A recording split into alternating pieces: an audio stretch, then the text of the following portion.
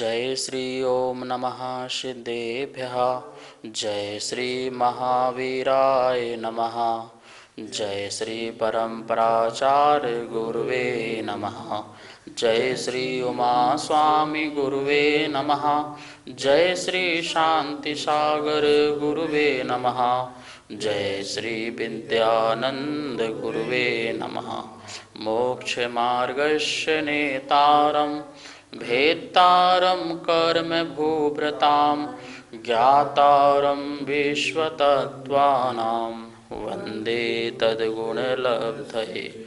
मङ्गलं भगवान् वीरो मङ्गलं गौतमो गणी मङ्गलं कुन्दकुन्दार्यो जैनधर्मोऽस्तु मङ्गलम्। तत्वार सूत्र परम मांगलिक ग्रंथ है। आचार्य कुंद के पट्ट शिष्य आचार्य उमा स्वामी द्वारा यह विक्रम की प्रथम शताब्दी पर लिखा गया है। इसकी सूत्रात्मक शैली संस्कृत इसकी भाषा है। 10 अध्यायों में यह विभाजित है। इसमें 7 तत्वों का वर्णन है। हम सभी लोग दूसरा अध्याय पढ़ रहे थे। उसमें जीव के असाधारण भाव, जीव का लक्षण, जीव के भेद और प्रभेद। अभी हम पढ़ रहे थे कि जीव जब एक शरीर को छोड़कर के दूसरे शरीर में जाता है तो उसकी क्या अवस्था होती है, बीच में उसकी कौन सी गति होती है, कैसा उसका गमन होता है।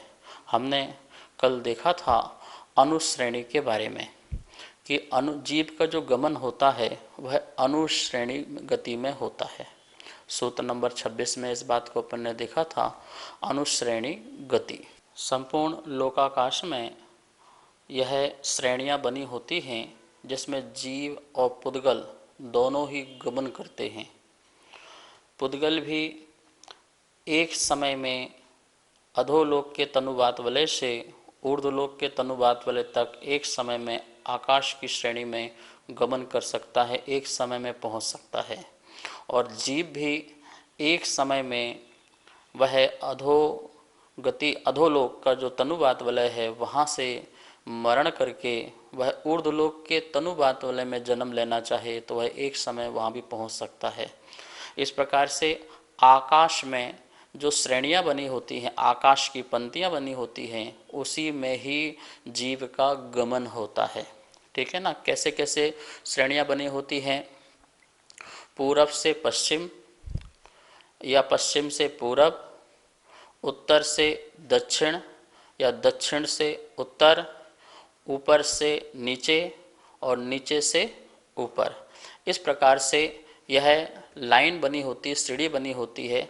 ऐसी लाइन नहीं है जो दिखने वाली हो। जैसे आप हवाई जहाज उड़ता है तो बोलते हैं उसकी भी एयर जो रोड होती है, रास्ता होता है, एयर रास्ता होता है। लेकिन वो रास्ता कोई बनाया हुआ कंक्रीट वाला नहीं होता है जैसे अपने सड़कों का रास्ता बनाया हुआ होता है, पर वो भी अपने एक मार्ग में चलती है, रास्ते में चलती है, उसका भी अपना एक मार्ग होता है। ऐसे प्रत्येक जीव जब मरण करके एक शरीर को छोड़ करके दूसरे शरीर को ग्रहण करने जाता है तो वो भी मार्ग से जाता है, तो श्रेणीबद्ध चलता है। कैसे चलता है वो? श्रेणी में। तो उसकी श्रेणी कैसे होती है? सीधी होती है। ठीक है ना। जैसे यहाँ जीव है और यहाँ पे जन्म लेना है तो ऐसे नहीं जाएगा, ये पहले सीधे इस प्रकार से आएगा और फिर ऐसे जाएगा। तो इस प्रकार से यहाँ पर आकर के उसने एक मोड़ा लिया और वहाँ जाके जीव ने जन्म ले लिया। तो इस प्रकार से ऊपर से नीचे आना है तो यहाँ पे जन्म लेना है तो सीधे डायरेक्ट यहाँ जन्म ले लेगा। इसको यहाँ जन्म लेना है तो ये इस प्रकार से यहाँ जाएगा। यदि कोई निष्कुट क्षेत्र होते हैं, जैसे 3 लोक है, 3 लोक के बीच में एक त्रस्त नाली होती है। त्रस्त नाली जिसमें 2 इंद्रिय, 3 इंद्रिय, 4 इंद्रिय और 5 इंद्रिय जीव पाए जाते हैं और 1 इंद्रिय भी होते हैं।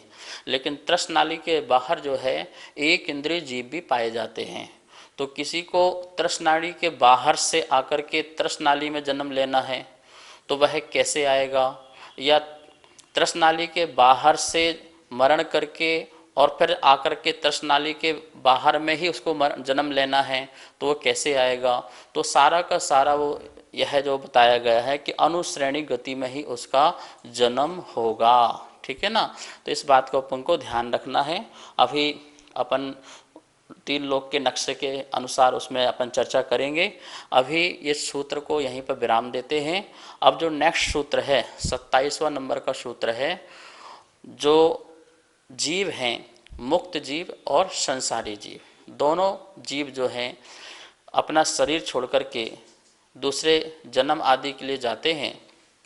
जैसे संसारी जीव दूसरे शरीर को धारण करने जाते हैं, और जो मोक्षगामी जीव हैं, जो मोक्ष जाने वाले जीव हैं, वह सिद्धालय को जाते हैं। तो शरीर छोड़ करके उनकी गति कैसे होती है, तो यहाँ पर अपन सूत्र 27वां नंबर पढ़ेंगे। आप सब लोग भी अपना सूत्र निकाल लेंगे और एक बार उच्चारण हम करेंगे, दोबारा सभी आप लोग। अविग्रह जीवस्य, अविग्रह जीवस्य, इस प्रकार से अपन ने सूत्र का उच्चारण किया। अब इसको एक बार बोर्ड के माध्यम से सूत्र को देखते हैं। तो सूत्र नंबर दूसरे अध्याय का 27वां नंबर सूत्र है। एक बार फिर से देखिए, अविग्रह, अविग्रह जीवस्य, ये सूत्र है, ठीक है ना। तो इसको अपन ने पढ़ लिया। अविग्रह जीवस्य षष्ठी का एक वचन है, अपन ने रूप पढ़े होंगे बचपन में, बालकस्य, बालक का। तो ऐसे जीवस्य, जीव का, अविग्रह गति, कौन सी गति, अविग्रह। हमने आपको विग्रह का अर्थ बताया था। एक विग्रह का अर्थ बताया था शरीर, और दूसरा विग्रह का अर्थ बताया था मोड़ा। जिस गति में जीव को मोड़ लेने पड़े वो मोड़ा गति विग्रह गति, और जिसमें जीव को मोड़ ना लेना पड़े उसे अविग्रह गति, क्या, अविग्रह गति। जैसे यहाँ पर कोई जीव है, साधना कर रहा है और उसकी शरीर छूट गया और आत्मा सिद्धालय के लिए जा रही है, सिद्ध अवस्था को जा रही है, तो कोई मोड़ नहीं, सीधे आत्मा जाकर के सिद्धालय में, तनुवातवलय में विराजमान हो जाएगी। तो उसमें किसी प्रकार का मोड़ नहीं होगा। तो मोड़ रहित गति जीवस्य, जीव की होती है। तो यहाँ पर कौन सा जीव की बात चल रही है, सिद्ध जीव की बात चल रही है। किसकी, इस सूत्र में सिद्ध जीव की बात, कि सिद्ध जीवों की गति जो होती है वो अविग्रह गति होती है। नमस्ते महाराज जी, इस सूत्र में सिद्ध भगवान का नाम तो आया नहीं है, तो हम ये कैसे जाने कि सिद्ध भगवान की गति अविग्रह कैसे होती है। आपने बहुत अच्छा प्रश्न पूछा कि इसमें सूत्र में तो सिद्ध भगवान का नाम आया ही नहीं है, फिर हमने कैसे कहा कि सिद्ध भगवान की अविग्रह गति होती है। जैसे कि मैंने पूर्व में कहा था, सूत्र जो होते हैं या तो ऊपर के सूत्र से लिंक उनका होता है या आगे वाले सूत्र से उनका लिंक होता है। इसलिए सूत्र सूक्ष्मात्मक होते हैं और अल्पाक्षर होते हैं, गुणात्मक होते हैं। तो देखिए, जो आने वाला जो सूत्र है उसमें संसारिणः लिखा है। क्या लिखा है, संसारिणः। तो इसका मतलब आने वाली जो गति है जीव की, वो संसारी जीव की बता रहे हैं। तो उससे अर्थ निकाला जाता है कि उनकी संसारी लोगों की गति, विग्रह गति आदि बता दी। लेकिन अब कौन से जीव की बची, तो सिद्ध भगवान की बची। अर्थात जो जीव यहाँ पर साधना के द्वारा 8 कर्मों से मुक्त करके होकर के संसार से सिद्ध की ओर, सिद्ध शिला की ओर जा रहे हैं, उन जीवों की गति कौन सी हो गई, अविग्रह गति। तो आगे वाले सूत्र में जो संसारिणा शब्द आया है उसका हम विलोम कर दें तो यहाँ पर जो मोक्षगामी जीव हैं उनकी गति को हम यहाँ पर समझ लेते हैं, ठीक है ना। सिद्ध की गति होती है, सिद्ध की गति नहीं होती है, जो सिद्ध अभी यहाँ पर बने और बन करके जो आत्मा जा रही है उनकी गति, ठीक है ना। सिद्ध तो वहाँ जाके विराजमान हो गए, लेकिन जो जीव जा रहा है कर्म को मुक्त करके, यहाँ जैसे भगवान महावीर स्वामी का निर्माण हुआ तो शरीर छूट गया, अब आत्मा कहाँ जा रही है, सिद्धालय की ओर जा रही है। तो जो बीच की जो गति है वो उस गति को कहते हैं अविग्रह गति कहते हैं, ठीक है ना। तो इस प्रकार से यहाँ पर इस सूत्र से हमने सिद्ध भगवान को कैसे अर्थ निकाला ये आपने समझा। तो हमने देखा मुक्त जीवों की गति। अब हम संसारी जो जीव हैं, जो 4 गति के जो जीव हैं, मनुष्य, त्रियंच, नारकी, देव, इनकी गति कौन सी होती है, तो हम अगला सूत्र पढ़ेंगे और उसका उच्चारण करेंगे, ठीक है। सभी लोग तैयार हैं, अपनी जिनवाणी लोगों ने खोल ली होगी और सूत्र भी निकाल लिया होगा। दूसरे अध्याय का 28वां नंबर सूत्र है, ठीक है ना। तो एक बार हम उच्चारण करेंगे, दोबारा सभी आप लोग। विग्रहवती च संसारिणः प्राक् चतुर्भ्यः विग्रहवती च संसारिणः प्राक् चतुर्भ्यः। इस प्रकार से सूत्र का उच्चारण हुआ अब एक बार बोर्ड के माध्यम से सूत्र को देखते हैं। तो इस प्रकार से दूसरा अध्याय का 28वां नंबर सूत्र है। देखिए, विग्रहवती मतलब विग्रह वाली, वती मतलब वाली, विग्रहवती चा संसारिणः प्राक् चतुर्भ्यः। ठीक है, विग्रहवती चा संसारिणः प्राक् चतुर्भ्यः। विग्रह वाली, विग्रह वाली मतलब मोड़ा सहित वाली। विग्रह मतलब क्या? मोड़ा वाली। और अविग्रह मतलब क्या था? मोड़ा रहित, जिसमें कोई मोड़ नहीं, सीधे जाना होता वो अविग्रह, और जिसमें मोड़ लेना पड़ता है वो विग्रह वती वाली, विग्रह मोड़ा वाली, मोड़ा वाली। चा, अब चा से क्या लेना है? जो ऊपर आया था अविग्रह, तो इसको भी और जोड़ लो, विग्रह वाली और अविग्रह वाली। ठीक है ना, विग्रहवती और अविग्रह, ये संसारिणा, संसारी जीवों की दोनों प्रकार की गति होती है। मुक्त जीव की तो मात्र एक ही गति होती है, अविग्रह, वो तो सीधे जाते हैं, उनकी आत्मा सीधी जाती है, जहाँ उनको परमानेंट रुकना है तो वो उनकी सीधी। लेकिन चा से क्या लिया यहाँ पर? अविग्रह भी साथ में ले लिया। ठीक है ना, तो एक ही हो गई विग्रहवती, दूसरा अविग्रह संसारिणा, संसारी जीव की विग्रहवती और अविग्रहवी गति होती है। प्राक चतुर्थ्यः, क्या लिखा है? प्राक चतुर्थ्यः, चतुर्थ मतलब चार, चार के पहले पहले, चार समय के पहले पहले। कितने समय के पहले पहले? प्राक चतुर्थ्यः, चार समय के पहले पहले जीव की गति होती है, संसारी जीव की। ठीक है ना, ये चा तत्वार सूत्र में चा का अर्थ अलग अलग अर्थों में होता है। पूरे तत्वार सूत्र में कितनी जगह चा चा आया है? तो एक चा का अर्थ और कुछ है, एक चा का वो प्रसंगवश लगाना है। ठीक है, जो प्रसंग चल रहा है, डॉक्टर आनंद जैन हैं, उन्होंने सूत्र सिर्फ चा के ऊपर एक पुस्तक लिखी है, तत्वार सूत्र में कितनी जगह चा आया है तो उसका क्या क्या अर्थ लेना है। ठीक है, तो यहाँ भी चा का अर्थ क्या लेंगे? ऊपर के सूत्र से इसको उठा लेंगे। तो अविग्रह और विग्रह संसारी जीवों की गति होती है, और वो भी प्राक चतुर्थ्या, चार समय के पहले पहले उनकी गति होती है। ठीक है ना, सूत्र में जो प्राक चतुर्भ्या आया है वो इसलिए दिया है कि चार समय के पहले पहले जीव कहीं न कहीं जन्म ले लेता है। संसारी जीव की बात कर रहे हैं। संसारी जीव एक शरीर को छोड़ता है और दूसरा शरीर धारण करना है उसको, तो चार समय के पहले पहले वह कोई ना कोई शरीर धारण कर ही लेता है। इससे एक बात और भी क्लियर हो जाती है कि जो लोग ये मानते हैं कि किसी का एक्सीडेंट हो गया, या किसी ने विष खा लिया, या किसी ने फांसी लगा ली, या अचानक मर गया, तो उसकी आयु पूर्ण नहीं हुई और वो संसार में भटक रहा है बिना शरीर के, ऐसा कुछ अर्थ नहीं लगता है। जैन दर्शन ये मानता है कि तीन समय में, मतलब चार के पहले पहले तीन समय में वह जीव क्या होता है? जन्म उसका हो जाता है, अगला शरीर वो धारण कर लेता है। शरीर विकसित कितना अवस्था में होगा वो बात अलग है, जैसे बालक गर्भ में आया 9 महीने में विकसित हुआ, लेकिन उसका जन्म तो हो ही गया। और सिद्धांत में अपन एक बात और समझ लें कि जब जीव शरीर छोड़ता है तो उसकी उसी समय दूसरी गति की आयु स्टार्ट हो जाती है। जो एक स्थान से दूसरे स्थान पर जा रहा है, रास्ते में है, तो वहाँ भी उसकी आयु स्टार्ट है, आयु का उदय चला गया, क्योंकि बिना आयु के उदय से उसका गमन भी नहीं हो सकता है। एक ही समय में पिछली आयु का व्यय होता है और अगली आयु का उत्पाद हो जाता है, तो उत्पाद और व्यय एक ही समय में हो जाता है। इसका मतलब ये हो गया, संसार में जीव एक समय भी ऐसा खाली नहीं है जिस समय उसकी आयु का उदय ना चल रहा हो। उसी समय पिछली आयु नष्ट हो रही है और उसी समय ही दूसरी आयु उसका क्या हो रहा है? उदय स्टार्ट हो गया है। जैसे कोई मनुष्य मरण करके देव जा रहा है, तो जिस समय उसका मरण हुआ उसकी उस समय मनुष्य आयु समाप्त हुई, और उसी ही समय ही देव आयु की उदय स्टार्ट हो गया।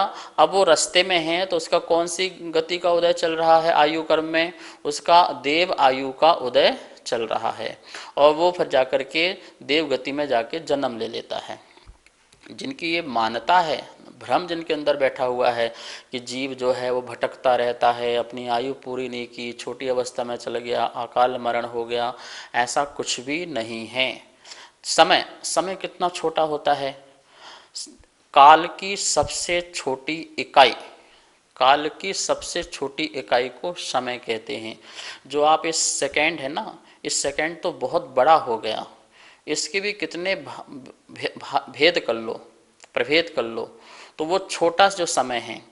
आचार्यों ने बताया है कि एक पुद्गल परमाणु जिसका दूसरा भाग ना हो सके, वह जिस स्थान पर रहता है, जैसे यहाँ पर हो, तो वो वहाँ पर रखा हुआ है और मंद गति से दूसरे स्थान के लिए प्रवेश करे, मतलब दूसरे प्रदेश में, एक प्रदेश से दूसरे प्रदेश में। तो आप सोचिए, जहाँ आपने सुई की नोक रखी वहाँ भी असंख्यात प्रदेश हैं, ठीक है ना, और एक प्रदेश में शुद्ध पुद्गल परमाणु जो केवल ज्ञानी देख सकते हैं, जो अवधि मना परे ज्ञानी देख सकते, हम भी नहीं देख सकते हैं, हम लोग नहीं देख सकते हैं, हमारा ज्ञान का इतना क्षमता नहीं है। वो जो उन्होंने देखा, तो वो एक मंद गति से दूसरे स्थान पर जाता है, दूसरे प्रदेश में जाता, वहीं पर लुढ़कता है, वैसे उसमें जितना समय लगता है उसे कहते हैं एक समय। आपको समझ में तो ये समझ में आएगी नहीं। अब देखिए, आपने चुटकी बजाई, इसमें असंख्यात समय लग गया। किसमें लग गया? असंख्यात समय। आपने एक बार पलक झपकाई, इसमें असंख्यात समय लग गए। कितने समय? जिसको आप काउंट नहीं कर सकते हो। संख्यात तो काउंट कर लो, असंख्यात को आप कैसे काउंट करोगे? तो ऐसे असंख्यात समय लग गए। अब सोचिए कि समय कितना छोटा होता होगा, कितना छोटा होता होगा, ठीक है ना। और वो कह रहे हैं यहाँ पर कि 4 समय के पहले पहले जीव जन्म ले लेता है।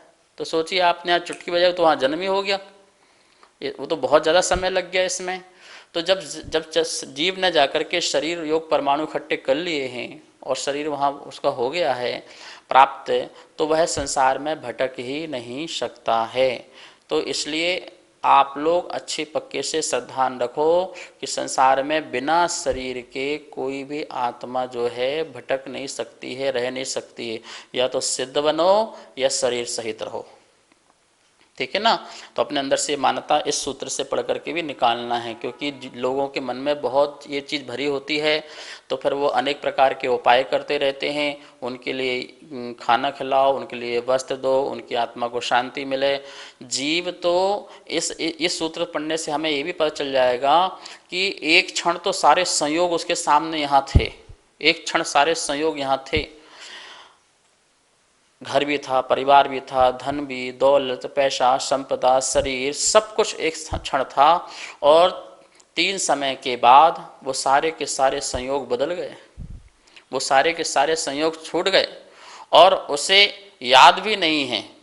आप यहाँ मनुष्य पर्याय में आए, बताइए आपको पीछे का क्या याद है? आप कहाँ से आए, कौन आपके माता थे, कौन पिता थे, कहाँ रहते थे, कहाँ स्थान था आपका, आपको कुछ पता नहीं है ना।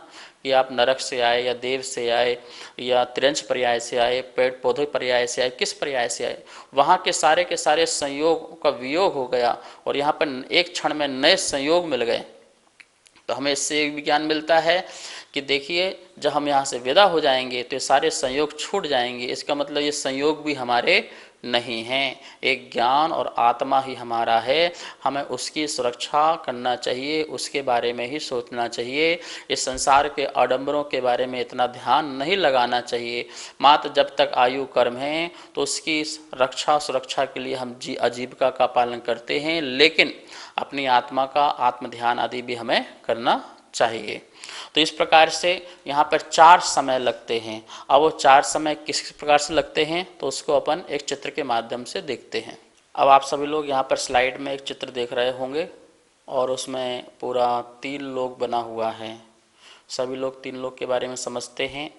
अधोलोक में जो नरक नारकी आदि हैं, ऊर्ध्वलोक में देव आदि और सिद्ध भगवान हैं, मध्यलोक में हम सभी लोग मनुष्य और ये त्रिंश आदि जीव हैं, समुद्र, सागर, द्वीप आदि सब यहाँ मध्यलोक में हैं, मेरु, पंचमेरु। तो इस प्रकार से 3 लोक की व्यवस्था है। ये 3 लोक जो है नीचे से 7 राजू, बीच में एक राजू, ऊपर जाके 5 और फिर ऊपर जाके एक राजू। इस प्रकार से ये है। तिर्यक में भी इसी प्रकार से 7 राजू यह फैला हुआ है। जो इसके बीचों बीच जो है वो एक राजू की चौड़ाई और मोटाई लिए हुए ये त्रस नाली है और 14 राजू में से कुछ कम। ठीक है ना, बार बार राजू शब्द आ रहा होगा, ये माप है, ये माप है कितना लंबा, कितनी दूरी तक का। तो राजू मतलब होता है असंख्यात महायोजनों का एक राजू होता है। कितना होता है? असंख्यात महायोजन। और एक महायोजन होता है 2000 कोश का। कितना?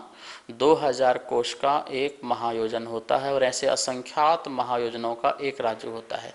तो आप चित्र में देखिए, नीचे वाला जो है 7 राजू है और पीछे भी जाकर के त्रियक में जाकर के 7 राजू है। ठीक है ना। इसके बीचों बीच जो है वो 14 राजू में कुछ कम एक त्रस नाली है, जो जिसमें त्रस जीव पाए जाते हैं। जैसे त्रस जीव बताया मैंने, नीचे नारकी, ऊपर देव और बीच में मनुष्य आदि, 2 इंद्रिय आदि।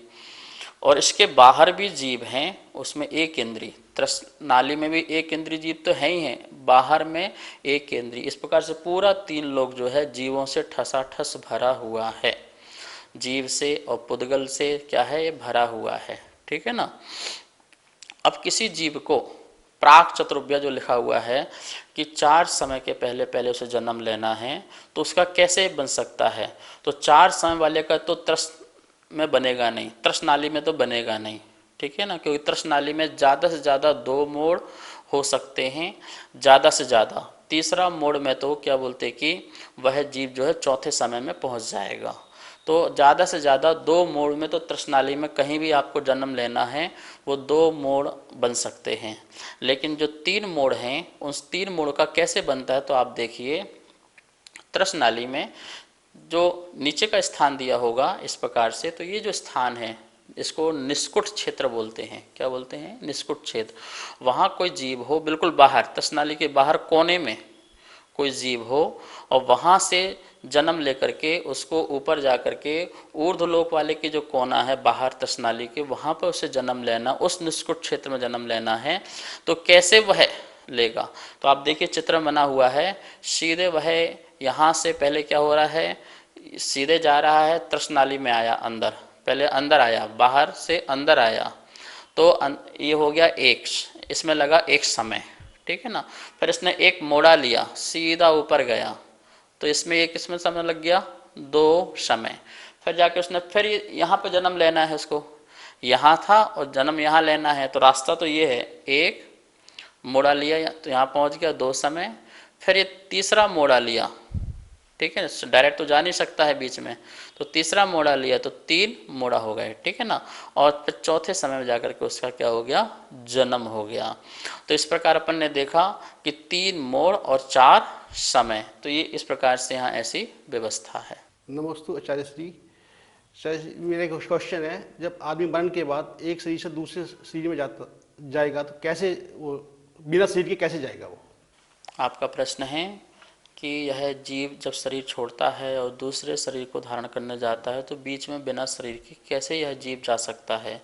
इसका पहले भी उत्तर आया हुआ है कि कर्म योग, उसके पास यह शरीर नहीं है, लेकिन समस्त जो कर्म उसने आज तक इकट्ठे किए थे, सत्ता में थे, वह जो कर्मों का समूह रूप कार्मण जो शरीर है, कार्मण का योग है, यह उसके साथ रहता है। इसलिए वह समस्त कर्मों के साथ वाला जो शरीर है उसके साथ यह आत्मा एक गति से दूसरी गति की ओर जाता है जन्म लेने के लिए, तो वहाँ पर उसका यह शरीर होता है। तो इस प्रकार अपन ने देखा कि जो संसारी जो जीव है उसकी विग्रहवती और अविग्रह दोनों प्रकार की गति होती है, अर्थात मोड़ सहित और मोड़ रहित। अपन ने चित्र के माध्यम से भी देखा कि कैसे जीव एक मोड़ लेकर के फिर इस प्रकार से गया, फिर दूसरा मोड़ लिया। तो इस प्रकार से त्रस नाली के अंदर हम 2 मोड़ में जाकर उसका जन्म करा देते हैं, और जो त्रस नाली के बाहर है उसमें 3 प्रकार के मोड़ लग जाते हैं। अब ये जो 4 प्रकार का बोला गया है कि 4 समय के पहले, तो इसके आचार्यों ने स्वयं एग्जाम्पल दिए हैं और बताए हैं कि 4 प्रकार की गति कैसे होती है, एक मोड़ा वाली, दूसरे मोड़ा वाली और तीसरे मोड़ा वाली। और इनमें लगने वाला जो समय है, समय के अकॉर्डिंग भी बात करी है कि बिना मोड़ा वाली भी। तो एक बिना मोड़ा वाली एक हो गई, एक मोड़ा वाली, दूसरी 2 मोड़ वाली और तीसरी 3 मोड़ वाली। इस प्रकार से 4 प्रकार से जीव कैसे वह श्रेणी में गमन करता है, हम उसकी चर्चा अगली क्लास में कल करेंगे। आज अपन यहीं पर इसको विराम देंगे। जावाणी के ज्ञान से सूझे लोकालो, सो वाणी मस्तक धरूं सदा देत हो ढो। हे जिन वाणी भारती तो हे जपो दिन रेन, जो तेरा सरना धरे सो पावे सुख चैन। सभी को बहुत बहुत मंगल आशीर्वाद।